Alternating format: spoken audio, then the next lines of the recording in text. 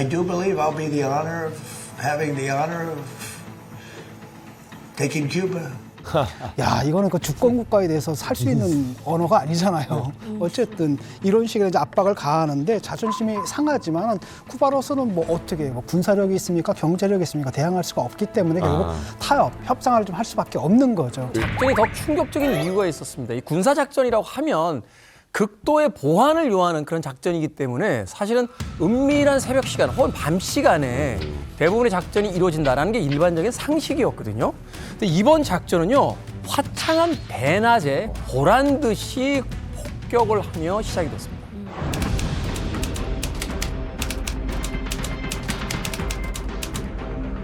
장대한 분노.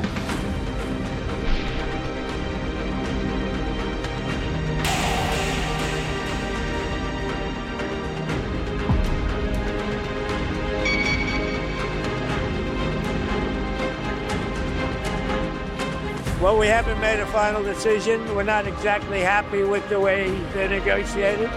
저 분명히 좀 협상을 하는 분위기였어요.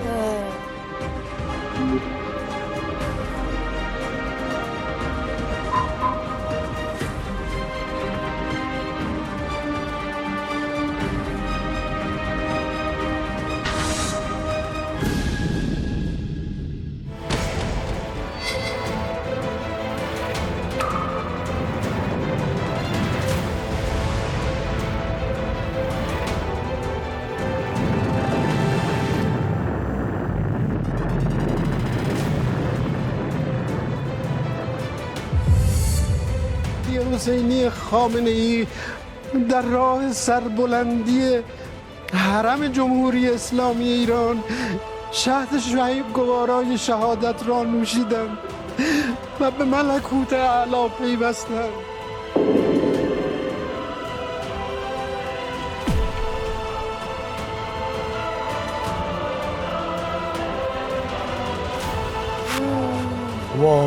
한 번에.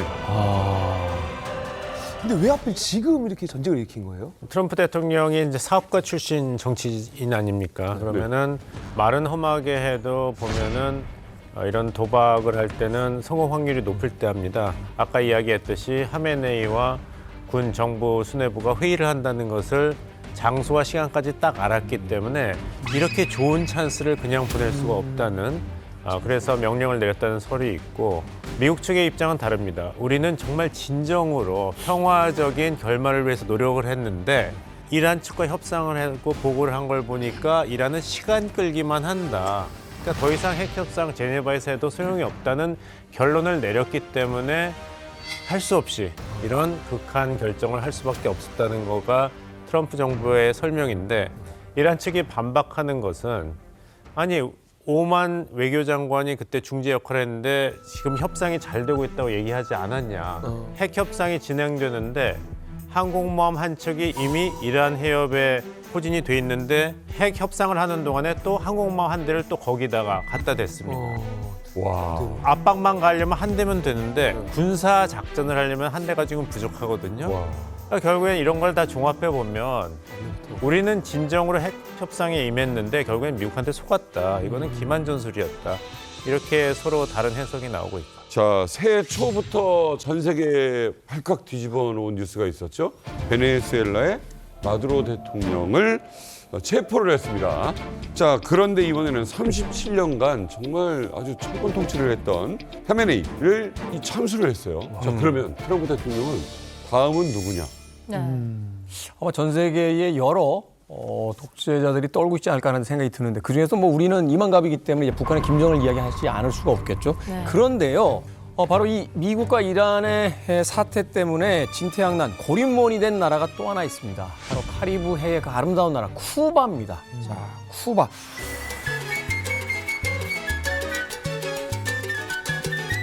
너무 아름다운 나라인데. 이야, 아름답다 정말. 바다 색깔이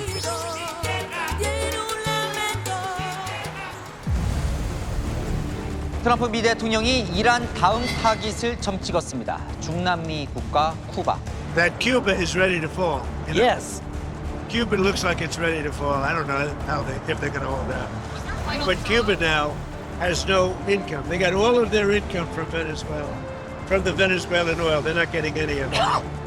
And Cuba literally is ready to fall.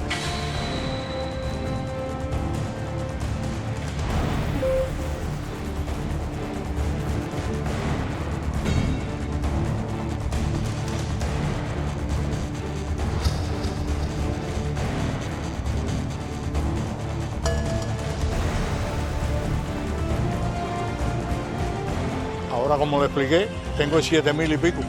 Dan 50 turnos diarios. ¿Cuándo yo vuelvo a comprar gasolina? Ya, eso será para pararme. 쿠바는 완전히 고립된 상태입니다. 관광으로 먹고 사는 나라 아니에요? 주유소에 기름이 없고요. 마차? 말이 나왔어. 우와.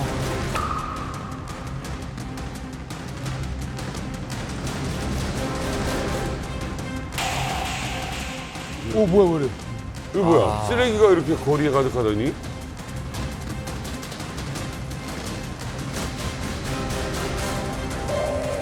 와, 암흑도시다.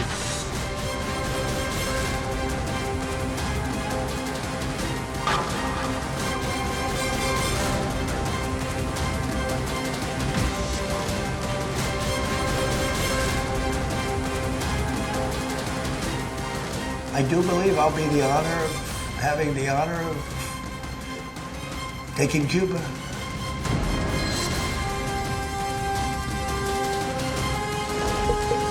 이 상황이 얼마나 심각한 건지 현재 쿠바의 모습을 저 이만갑이 밀착 취재했습니다.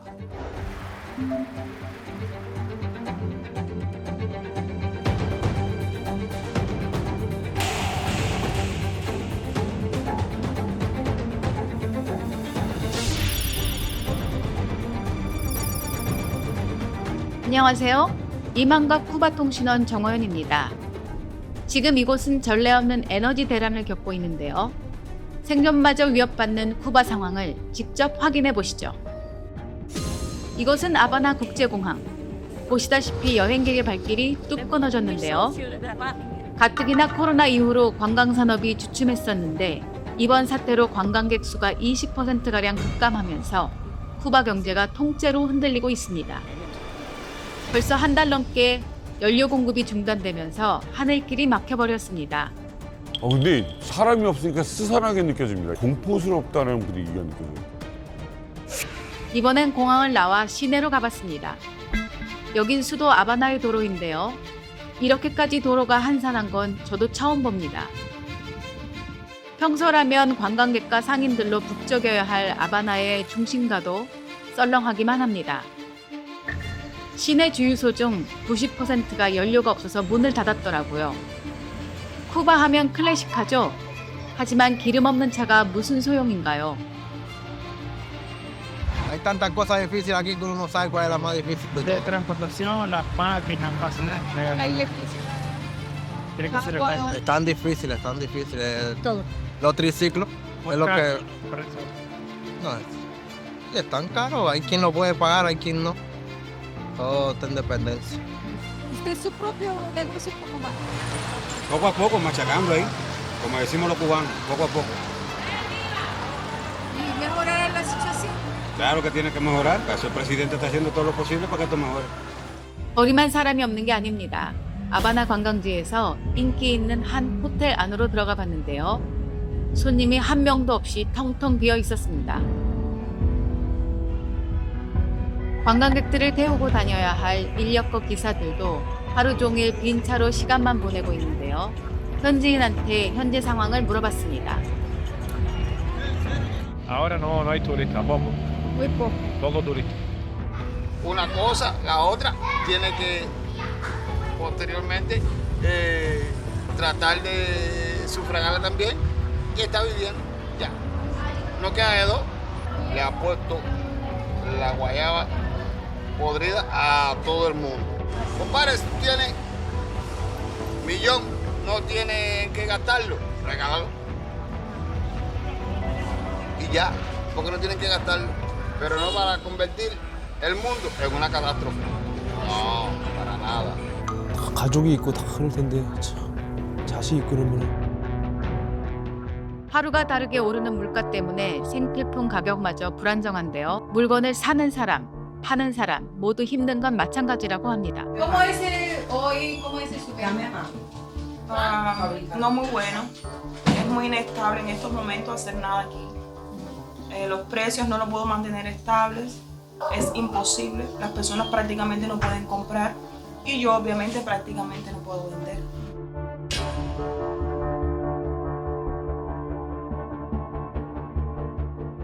Y sobre todo ahora no lo veo luz aquí. No, luz no hay. Luz no hay hace casi 24 horas. Voy en este lugar. Entonces, ¿cómo mantiene el producto fresco? Arriesgándome, tengo que arriesgarme, comprar pocos productos para ver si pueden salir rápido. Si no, no tengo cómo mantenerlo fresco. 이만갑 시청자 여러분, 놀라지 마세요. 연료 부족에 또 다른 문제가 있는데요.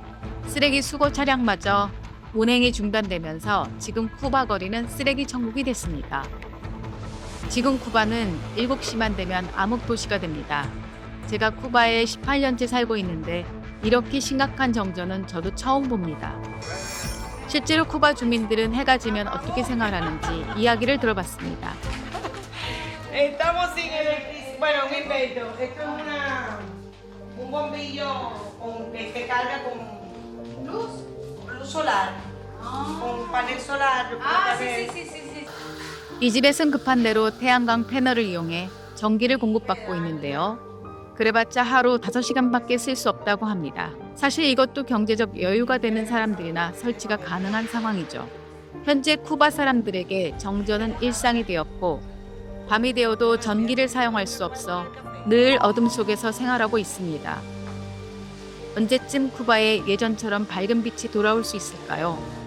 Pero bueno, ya estaremos mejor. Yo tengo la esperanza que Dios no se va a acordar, no se va a olvidar de este pueblo que lo ama tanto. 지금까지 연료난으로 고통받고 있는 쿠바의 현실을 보셨습니다. 하루빨리 쿠바가 안정되기를 바라며 이상으로 이만갑 쿠바 통신원 정호연이었습니다.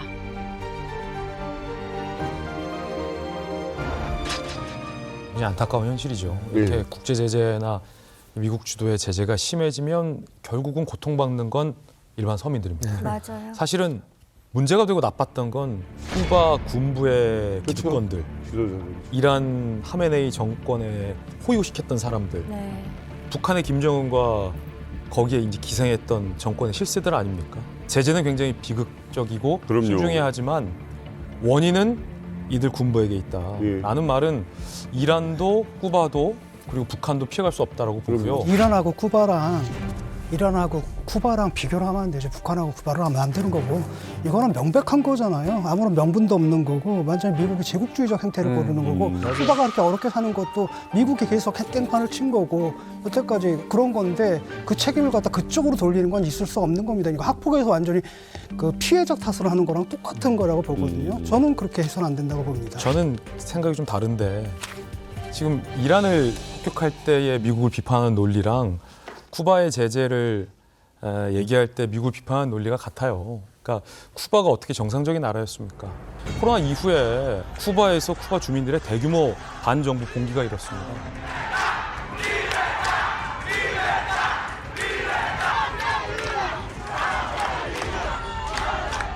Tienen matándonos de hambre, toda La Habana entera se está derrumbando y estamos sin casa, sin nada. Tienen dinero para construir hoteles, para construir de todo. Y a nosotros nos tienen pasando hambre. 국민들은 자유화와 민주화를 외치면서 쿠바에서도 대규모 반정부 시위가 일었습니다. 그때 지금 미겔 디아스 카넬 쿠바 군부 정부가 어떻게 했는지 아십니까? 잔인하게 쿠바 주민들 진압했어요. 그런 정부가 뭘 잘했습니까? 그런데 쿠바 군부에게 전혀 잘못이 없다는 시각은 동의할 수 없습니다. 그런데 군부에 문제가 있다 하더라도 그건 그 나라 국민들이 해결할 문제지. 그걸 갖다 바깥에서 트럼프라는 어떤 미친 대통령이 나와가지고 말도 안 되는 거고 이번에는 아마 제재에 아무런 명분도 없잖아요. 아무것도 없거든요. 그런데 그렇게 깽판을 치는 걸 갖다 옹호하고 그 사람들 탓이다라고 하는 건 말이 안 되는 거고 쿠바의 그 모든 어려움들이 결국 어디서 나왔습니까? 쿠바가 한때는 정말로 잘 살던 나라였는데 그게 미국의 제재 때문이거든요. 그 이유가 뭡니까? 왜 이렇게 괴롭히는 겁니까? 그걸 누구도 납득을 못 합니다. 물론 미국의 제재가 온전히 정당하다고 말할 수 없지만 그게 쿠바 핵심입니다. 그것 때문에 어려운 거잖아요. 지금도 군부에게 기회가 많았어요. 아니, 지금도 보세요. 왜 어려운 겁니까? 왠지 아세요? 쿠바가 뒤로는 베네수엘라를 적극적으로 지원했어요. 근데 베네수엘라의 마두로 정권이 한 게 뭡니까? 반인륜적인 범죄잖아요. 쿠바 군부는 그거 알면서도 지원했어요. 왜? 베네수엘라가 자기 옆에 온전히 있어야 미국으로부터의 제재를 직접적으로 타격받지 않으니까 순망치 안으로 솔직히 말해서 베네수엘라 이용한 거 아닙니까? 쿠바에서 어떻게 그 베네수엘라를 지원을 합니까? 그 보낸 게 인원 몇 명 보낸 거거든요. 석유 주는 대가로. 그걸로 뭐 테러를 지원했다고 할 수 있습니까? 그런 식으로 이유를 갖다 붙이는 건 정말 깡패 논리죠. 우리 김진 기자님이랑 진중권 교수님께서 이제 다 이제 말씀을 하셨는데 저는 다 두 분이 다 그 옳은 말씀을 하셨다고 생각을 합니다. 일단 쿠바 문제를 논할 때 우리가 제일 기준점으로 삼아야 할 것은 쿠바 현지 주민들이 어떻게 생각하는가 하는 겁니다. 그치. 쿠바 주민들은 쿠바가 지금처럼 저렇게 못 사는 데 대해서 이제 어떻게 생각하냐면 이중적인 제재 때문에 못 산다고 그럽니다. 제일 첫 번째 미국으로부터 받는 제재. 두 번째 내부가 스스로 자기 정권이 스스로 해야 하는 제재 때문에 못 산다고 그러거든요. 그럼 이제 내부 제재는 어떤 거냐? 쿠바가 주요 수입 원천이 세 가지입니다. 하나는 우사들을 해외 파견해서 우사들을 보러 들이는 돈. 연간 외화 수입 약 60에서 80억 정도 됩니다. 두 번째, 해외 그 망명객들, 쿠바에서 이제 못 살겠다고 떠나간 망명객들을 쿠바에 송금하는 송금. 연간 한 60억 정도가 됩니다. 세 번째는 관광. 쿠바 1년에 관광 평균 제일 관광객이 많았을 때 1년에 300만 명이 들어왔거든요. 그 300만 명으로부터 불어들이는 관광 수입 30억 정도. 이렇게 합치면 그냥 공짜로 들어온 돈이 연간 250억 달러 정도가 됩니다. 근데 인구 1,100만밖에 안 되는 나라 250억 달러는 작은 돈이 아닙니다. 그럼 그 돈을 가지고 쿠바 사람들이 잘 살아야 되잖아요. 왜 못 삽니까? 그 돈이 쿠바 주민들한테 가는 게 아니고 다 군부가 가져가는 돈이거든요. 표면적으로 뭐라고 말합니까? 아, 이 돈이 다 이제 복지에 돌려진다. 교육, 의료, 뭐 기타 등등 복지. 복지에 돌려지는 게 아무것도 없어요. 정말로. 이게 정권이 거짓말하는 겁니다. 다 북한이네요, 완전히. 이게 3대 수익 원천 이게 다 잘렸어요. 그러다 보니까 이런 위기를 지금 가는 겁니다. 결국은 외부의 미국이 쿠바를 지금 제재를 딱 하고 풀어놓지 않는 게 쿠바가 정부가 못된 짓을 해서가 아니에요. 이건 분명 잘못된 제국주의적인 성격이 맞아요. 그럼에도 불구하고 쿠바가 이렇게 못 사는 건 그뿐 아니라 내부적인 어떤 정권이 잘못된 운영 방식 이것도 분명히 있습니다. 근데 여기서 이제 중요한 지점이 하나 등장을 하게 되는 게 물론 이제 내부의 모순에 의해서 국가가 굉장히 힘든 상황인 것이 지금 현재 가장 중요한 요인이긴 합니다만 그렇다 하더라도 타국의 대통령이 남의 나라에 들어가는 기름줄을 통째로 끊어버리는 상황. 이게 이제 과연 가능한 상황이냐. 이것이 납득할 수 있는 상황인 것이냐. 이걸 이제 또 한번 짚어봐야 될 것 같은데. 미국 대통령이 어떻게 쿠바에 대해서 이렇게 할 수 있느냐? 국제법의 주권주의 위반은 맞습니다. 그 위반한 게 제국주의죠. 제국주의의 핵심은 나는 잘났고 너는 못났으니까 너는 결정권이란 게 없다. 맨날 잘못된 결정만 하니까. 아까 두 분이 토론을 하셨는데 경제 제재가 잘 됐냐 잘못됐냐 누구 책임이냐. 경제 제재가 사실 정치인들에게는 굉장히 인기가 있어요. 왜냐하면은 군사행동보다는 부담이 적어요. 그렇다고 가만히 있으면은 무고한 쿠바 국민들 교육 못 받고 굶어 죽는데 왜 민주주의 국가 미국이 가만히 있느냐. 이 중간에서 선택할 수 있는 제일 좋은 게 경제 제재예요. 뭘 하고 있거든요. 절대 안 하는 건 아니고 그렇다고 군사행동 같이 부담이 있는 것도 아니고 그래서 경제 제재가 안락의자 같은 거예요. 안락의자 현상이라 그러는데 우리가 안락의자 타고 있으면은 뭐 움직임이 있잖아요. 뭐 하고 있잖아요. 근데 우리가 어디 가고 있어요? 전진하고 있는 건 하나도 없어요. 가만히 제자리에서. 근데 미국 정치인들은 우리가 쿠바 인민을 위해서 북한 주민을 위해서 이란을 위해서 압박을 가했다. 그리고 군사행동 안 해도 되고. 그래서 굉장히 인기가 있어요. 이런 거 있잖아요. 이렇게 싸울 때 얘랑 뭐 싸우고 있어. 근데 이쪽에가 도와준다 치고 이렇게 오면 또 이렇게 싸우려면 전장이 이렇게 두 개가 되면서 어려워지잖아요. 근데 이상하다는 거지. 이렇게 되면은 미국은 왜 하필 지금 쿠바를 치느냐. 트럼프 대통령은 굉장히 특이한 대통령이라고 볼 수 있거든요. 네. 그래서 이제 제가 보건대로는 쿠바가 미국에게는 가장 중요하고 아주 전략적인 곳이라고 생각이 됩니다. 네, 위치적으로 놓고 봐도. 이게 무슨 말이냐 하면 지금 현재 중남미에서 유일하게 사회주의 노선을 내고 있는 사회주의 국가는 쿠바입니다. 그러니까 쿠바가 자본주의 쪽으로 돌아서기만 하게 되면 중남미에 대한 중국과 러시아의 영향력을 차단시킬 수 있거든요. 그렇기 때문에 미국이 지금 베네수엘라의 그 마두로 대통령을 딱 쪽집게로 딱 집어가지고 다 추출하지 않았습니까? 그러니까 추출을 했기 때문에 지금 현재 쿠바 사태를 보게 되면 중남미에서 완전히 반미 세력을 뿌리째 뽑고 그리고 미국의 영향권 안에 든 중남미로 만들겠다. 이것이 바로 트럼프의 생각이라고 봅니다. 이게 뇌피셜일 수도 있는데 우리가 트럼프 대통령의 꿈을 너무 작게 생각하고 있는 거 아닌가 이런 얘기까지 나오고 있어요. 뭐냐면 유세하다가 7월에 총을 맞았잖아요. Take a look at what happened.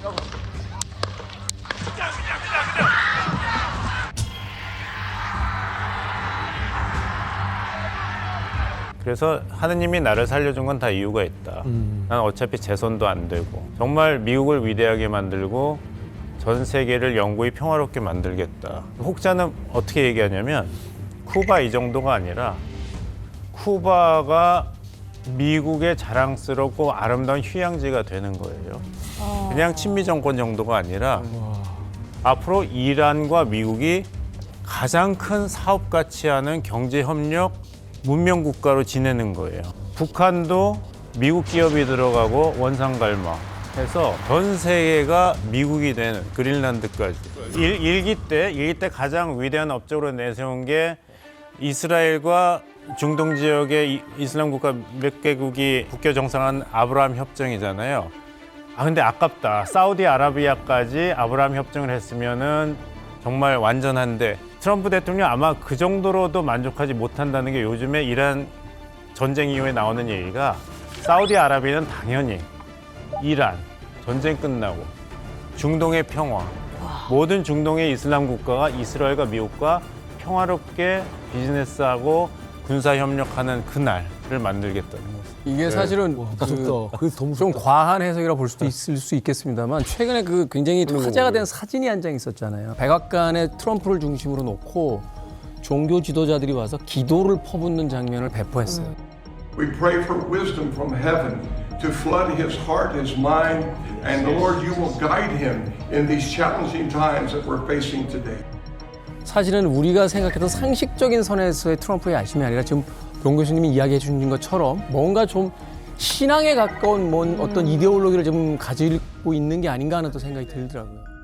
지금 사실 지금 이 거대 탐론들을 말씀하고 계시는데 사실 여기서 제일 고통받는 건 주민들이거든요. 그렇죠. 국민들. 제가 여기 와서 제일 놀란 게 전기가 아깝거나 전기가 귀하다는 생각을 하는 한국 사람도 한 명도 못 보고 그거 너무 지금도 이해가 안 돼요. 이해를 못 하죠. 그러니까 전기가 어느 순간에 갈 수 있고 우리가 병원에 수술하다가 전기가 가면 수술도 중단될 수 있다는 생각을 하는 한국인도 한 명도 없잖아요. 맞아요. 사실은 전기가 없다고 생각을 해보세요. 아무것도 없다. 에너지가 없으면 아무것도 안 돼요. 생각을 안 해요. 그러니까 석기 시대로 다시 돌아가는 거야. 나는 데자뷰 같은 게 고난의 행군을 북한에서 겪었잖아요. 북한에서 똑같은 일들이 벌어졌었거든요. 맞아요. 그러니까 탈북민들은 저걸 보면서 야 우리나라하고 옛날하고 비슷했네 이런 생각을 함과 동시에 무슨 생각이 드는가 하면 화면 보면서 저 사람들은 그래도 미제국주의 탓은 얼마 안 하네. 인터뷰를 하는데 근데 북한 사람들한테는 인터뷰하면 다 미제국주의 탓을 해요. 그러니까 우리 정부가 잘못했다는 말을 한마디도 안 하고 힘든 거는 우리가 참아낼 수 있다. 이 모든 것은 미제국주의 탓이다. 이렇게 하는 것이 차이가 나는데 어쨌든 데자뷰 같은 느낌이 듭니다. 이 북한에서 한번 봤던 느낌. 지금 트럼프 대통령은 베네수엘라 공습 이후에 쿠바는 무너질 준비가 된 것처럼 보인다면서 처음에는 뭐 추가 조치도 필요 없다. 그다음에 심지어는 뭐라고까지 얘기를 했냐면 쿠바를 갖다 우호적으로 인수할 준비가 되어 있다. It's a failed nation. They have no money, they have no oil, they have no nothing. I do believe I'll be having the honor of taking Cuba. 야, 이거는 그 주권 국가에 대해서 살 수 있는 언어가 아니잖아요. 어쨌든 이런 식의 이제 압박을 가하는데 자존심이 상하지만 쿠바로서는 뭐 어떻게 군사력이 있습니까? 경제력이 있습니까? 대항할 수가 없기 때문에 결국 타협, 협상을 좀 할 수밖에 없는 거죠. 그래서 이제 미국이 이제 트럼프 대통령이 협상안을 내놨는데 그것도 보면 참 애매모호하거든요. 그 대통령은 나가라, 축출하는 거잖아요. 근데 문제는 뭐냐면 그 대통령이 허수아비라는 거 누구나 다 알고 있잖아요. 사실 카스트로 일가가 지금 지배하고 있는데 이번에 그 협상도 알고 보니까 라울 카스트로의 그 손자인가 그 라울리토 카스트로라는 사람하고 진행을 했다 그러더라고요. 거기도 세습. 네, 그러니까 변하는 게 없는데 이 사람 물러난다 그래서 쿠바의 체제 자체가 변하지는 않고 또 그 라울 카스트로가 지금 그 체제를 갖다 지배하고 있는데 그 일가랑 좀 협상을 하고 있고 이게 뭔가라는 생각이 좀 들어요. 쿠바가 국가 설립 이후에 가장 큰 위기를 맞고 있는 게 아닌가 하는 또 생각도 해보게 되는데요. 쿠바의 미겔 디아스카넬 대통령이요. 지난 2월 5일에 국가 연설에서 이 미국의 압박에 대한 공식적인 입장을 발표했습니다. 미겔 디아스카넬 쿠바 대통령은 트럼프 행정부의 조치를 일단은 집단 학살적 봉쇄이자 에너지 박해라고 이제 규정하면서도 미국과 어떤 주제에 대해서든 대화할 준비가 되어 있다라고 말을 했습니다. 다만 그 전제 조건은 뭐냐면 상호 존중과 주권 침해 금지 그리고 조건 없는 평등한 관계를 전제로 이제 내걸었습니다. 지금 쿠바의 상황 굉장히 어렵습니다. 그래서 쿠바가 사실 자존심 내세우거나 이럴 상황은 좀 아니거든요.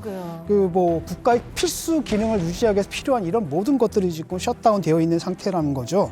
그래서 얼마나 버틸 수 있을까? 그러니까 미국에서 내건 조건이 일단은 당신은 물러나라는 거거든요. 그런데 과연 그 제안을 받아들일까? 그러니까 국가를 위해서 자기를 희생할 준비가 되어 있을까? 이거는 좀 모르겠습니다. 지켜봐야 되겠습니다.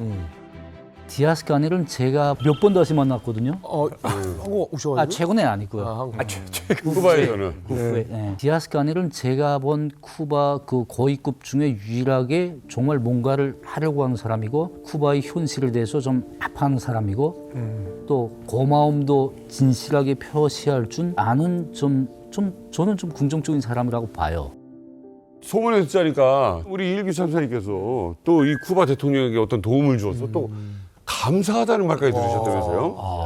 2018년에 이제 쿠바 대통령이 북한을 방문할 때 대통령급이 방문을 하면 손발대가 옵니다. 그 손발대와의 사업을 제가 했거든요. 근데 손발대와의 사업이 굉장히 어렵습니다. 제일 어려운 게 뭐냐면 경호. 그 경호원들이 무기를 휴대해가지고 오지 않습니까? 그 실탄을 가지고 오거든요. 근데 김정은 옆에 실탄을 가진 외국인 손당이 말이 안 되잖아요. 그러니까 그 싸움이 굉장히 치열한 싸움입니다. 그렇게 하면서 이제 그 손발대 책임자로 왔던 사람이 우전 총국장 라만사레라고 하는 지금 라울 카스트로나 디아스카넬이 우전을 총괄하는 사람입니다. 제가 이제 그 손발대와의 사업을 이제 그 담당해 보면서 많이 양보를 해줬습니다. 그래서 이제 그 사람이 싸움도 굉장히 많이 했죠, 저하고. 아무래도 손발대와의 싸움이 굉장히 그 치열한 싸움인데 마지막에는 고맙다고 해가지고 저를 데리고 디아스카넬 앞에 데려갔어요. 그래서 이제 이 사람이 진짜 이번 대표단이 이제 성공적으로 방문할 수 있는 데는 이 사람이 노력이 많았다. 그래서 이제 디아스카넬이 그때 나한테 감사의 인사를 표한 거지.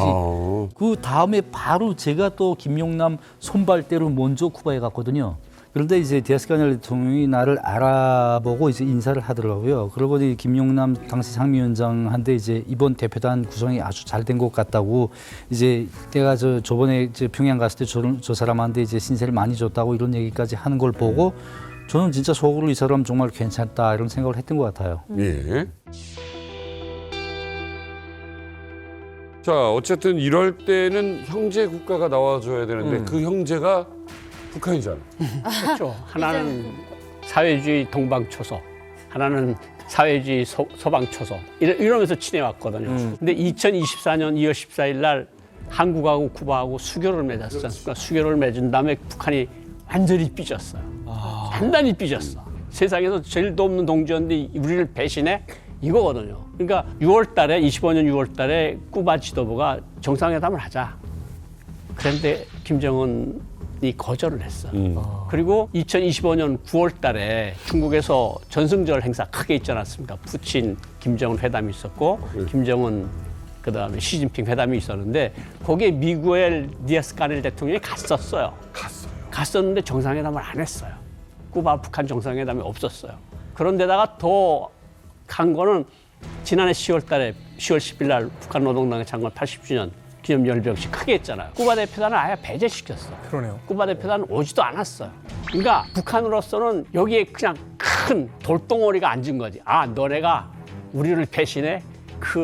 우리 괴뢰하고 외관계를 맺자? 그러니까 북한이 쿠바를 도와줄 일은 영도 없는 거고 또 북한이 그렇게 도와줄 형편이 있는 나라도 아니고 그냥 도와줘봤자 AK 소총이나 주겠죠. 그 AK 소총 가지고 뭘 하겠어. 이제 말씀하신 그대로 이제 북한도 쿠바를 전략 국가로 안 봅니다. 쿠바를 부터 가져올 게 없거든요. 쿠바 역시 북한을 서로. 전략 국가로 안 봐요. 서로. 가져올 게 아무것도 없단 말입니다. 서로. 그렇게 보면 뭐 그래 한국이랑 수교해도 그래 너네 잘 가라 우린 잘 가겠다 이런 관계가 절대 안 됩니다. 왜냐하면 쿠바는 중국, 러시아 눈치를 엄청 많이 봅니다. 그래요? 예. 중국, 러시아가 경제적인 후원 그걸 떠나서 이제 쿠바 체제 안전을 위해서 중국, 러시아가 보태준다고 생각을 하고 있거든요. 쿠바가. 그래서 계속 지금 그렇게 외면당하고 그렇게 하면서도 북한이 문을 두드리고 있는 이유가 바로 거기에 있거든. 사실은 북한으로도 가져갈 게 아무것도 없어요. 말씀하신 것처럼 소총 몇 개 가지고 어디다 씁니까? 핵미사일 필요 없어요. 쿠바에는. 가져갈 게 아무것도 없습니다. 먼지도 줄 게 없어요, 북한에는. 김정은 뒤통수를 제대로 쳤거든요. 2월 14일이에요. 한국과 쿠바의 수교가 공식적으로 발표된 날이 2월 14일이었는데 북한은 2월 14일에 뭐 하고 있었냐?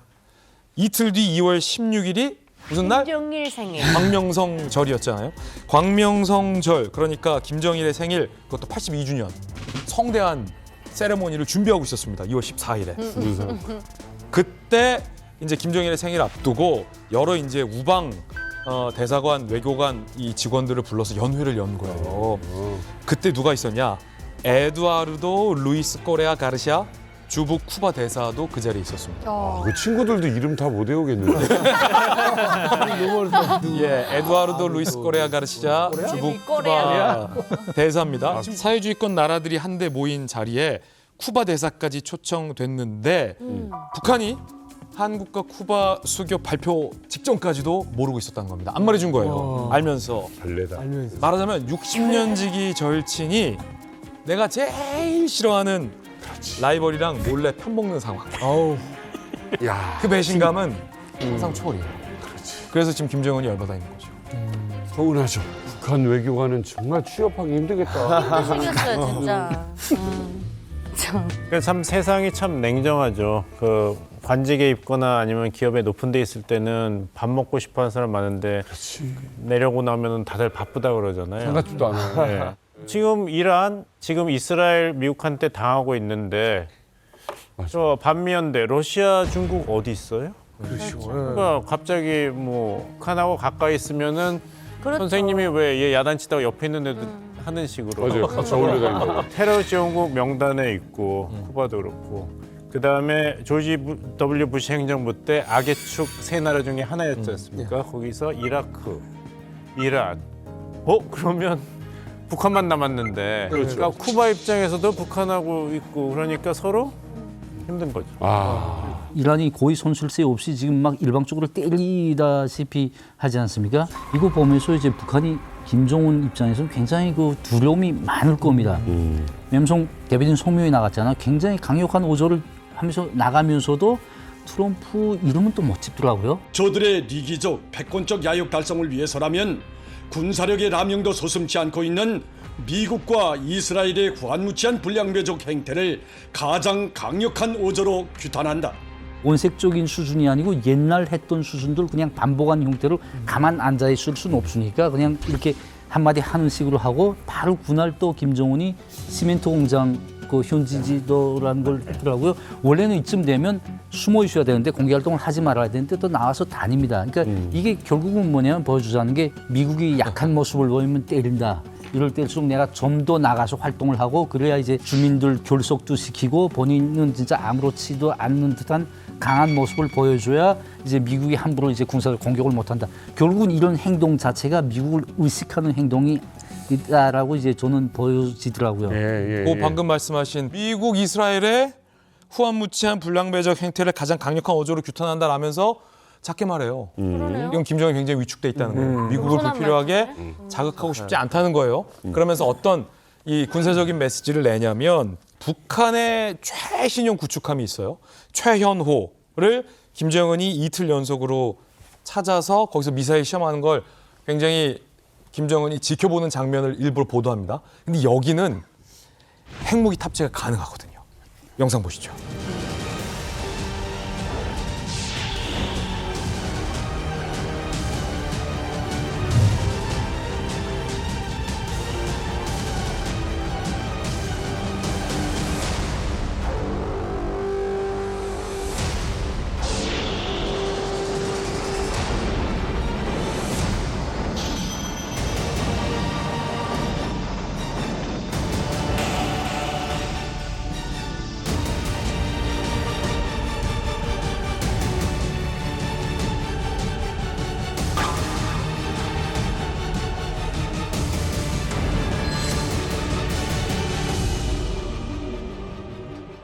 여기에 담겨 있는 메시지를 보면 미국한테 하는 거예요. 야, 우리 이란이랑 다른 거 알지? 우리 핵 있는 거 알지? 이란은 핵무기 없어서 너네 막 때려도 됐잖아. 근데 우리는 까먹지 마. 핵 있는 거 알지? 여기서 만약에 그럴 리는 없겠지만 우리가 쏘면 여기 순항 미사일의 최대 사거리가 1,500에서 2,000km 이상이거든. 이거 일본의 오키나와 미군 기지도 우리가 때릴 수 있는 거 알지? 까먹고 있는 거 아니지? 우리 핵 있어! 라는 메시지를 담고 있는 거죠.